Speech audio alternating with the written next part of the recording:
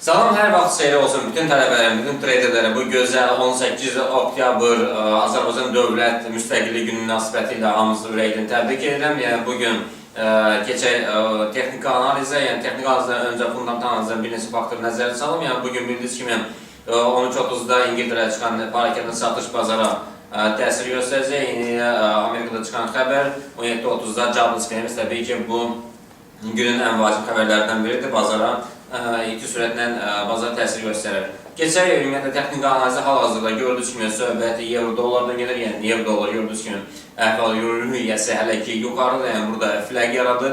Yəni flag yaradıqdan sonra təbii ki bir çox traderlərin fikirlərinə əsasən bir çox bankların analitiklərin rəylərinə əsasən bugün euro-dolların düşməsini proqnozlaşdırırlar. Yəni ümumiyyətlə gəlin bir balaca nəzər salaq, yəni hal-hazırda gördüyünüz kimi iti sürətlə euro-dollar qalxıb, yəni biz də öz fikirlərimizi söyləyək. Yəni burada deyək ki, flag yaradır, yəni flag yaradılandan sonra yuxarı nöqtəsindən qırandan sonra yuxarı doğru hərəkət edəcək. Yəni burada deyək ki 1.31-37 və 1.31-71 nöqtələrinə gəlib yaxınlaşacaq. Təbii ki bunun əsas hədəfi euro-dolların yəni ki 1.31-71-dir.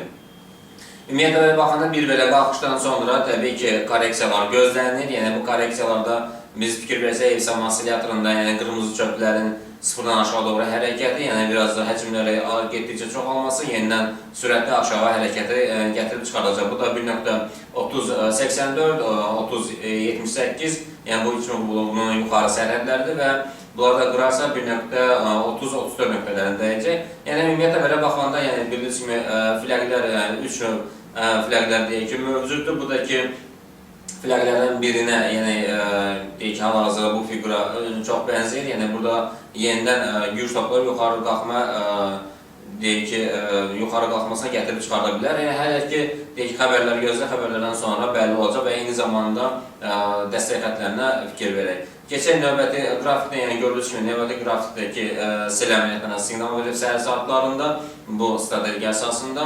Yəni hələ ki deyək tam olaraq bay əməliyyatlarında siqnal deyil. Yəni bir neçə saatdan sonra deyək ki yuxarıdakılar kəsərsə bay əməliyyatlarına yenidən siqnal ola bilər. Yəni fləqin davamına yenidən bu yuxarı qalxa bilər. Yəni bildiyiniz kimi fləq ümumiyyətlə davamiyyət figurudur.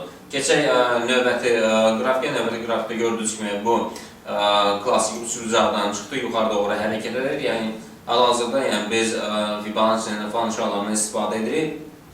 Bu ümumiyyətlə gördüyünüz kimi yuxarıdakı nöqtəsindən toxunub, yəni əks istiqamətdə korreksiya vermək istəyir. Yəni ümumiyyətlə həftə ərzində korreksiyası maksimum aşağı düşməsi 1.30-60-a qədər enə bilər. Keçək funt dollar cütlüyünə. Funt dollar cütlüyündə gördüyünüz kimi yəni bugün deyək ki 13:30-da pərakəndə satış var. Yəni əgər yaxşı olarsa pərakəndə satış yenidən funt dolların yuxarı qalxmasına gətirib çıxaracaq. Bir də ki deyək dünənin ikinci yarısından sonra ADX-ə nəzər salsaq, yəni D plus D minusu kəsərək, təbii ki bu da müəyyən bir deyək ki zonada kəsib. Təbii ki overbought-dan biraz aşağıda bu kəsib və qiymət iti sürətlə aşağı gəlib. Yəni bu deyək ki bugün hal-hazırdakı vəziyyət, yəni qalxışdan sonra bu onun korreksiyasıdır. Yəni yenidən əgər davam etdirsə 1.6107, 1.6058 olacaq. Əks istiqamətdə isə 1.6156, 1.6177. Təbii ki bugün ümumiyyətlə yenidən dünənki kimi, yəni ki valutaların sürəti yəni 100 punktdan yəni o tərəfə keçməz. Yəni hələ ki yəni bildiyiniz kimi xəbərlər də çox azdır bu bazarda, yəni ki bugün. Yəni biraz ehtiyatlı olmaq lazımdır. Keçək növbəti qrafikə. Yəni növbəti qrafikdə gördüyünüz kimi burada söhbət yəni yenə funt dollardan gelir. Burada gördüyünüz kimi simmetrik üçbucaq yaradıb. Təbii ki simmetrik üçbucaqda yəni gözləmək lazımdır, hədəflər gözləmək lazımdır.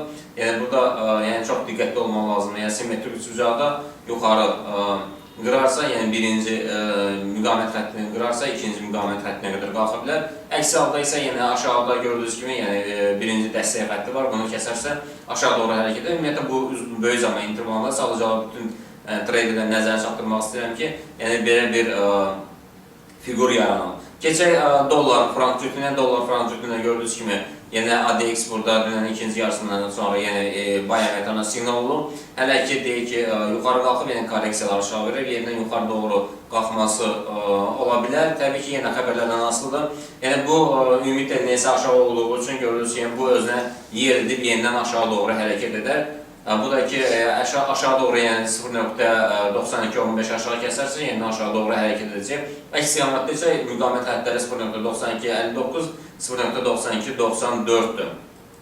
Yəni, burada bir də qızıla nəzər salar, yəni qızılda gördüyünüz kimi ümidlə neysə bir neçə gündə qızılda eyni istiqamətdə gedir. Yəni, müqavimət xətti 1753-38 qırarsa, yəni yuxarı doğru hərəkət edir. Yəni, əks halda isə 1746-28 qırarsa aşağı doğru hərəkət edəcək. Keçək neftə, yəni neftdə də gördüyünüz kimi burada da simmetrik üçbucağı yaranıb, yəni yuxarı nöqtəsi deyək ki 92-80 qırarsa yuxarı doğru hərəkət edir, əks istiqamətdə isə 91-49 nöqtəsini qırarsa, yəni bu dəstək xəttidir.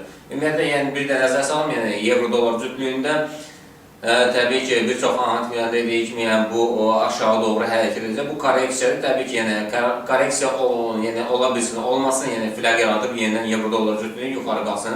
Yəni bizə də lazım olan dəstək müqavimət xəttləri də onları diqqətlə fikir vermək məsləhət görünür. Diqqət çəkirə çox sağ olun.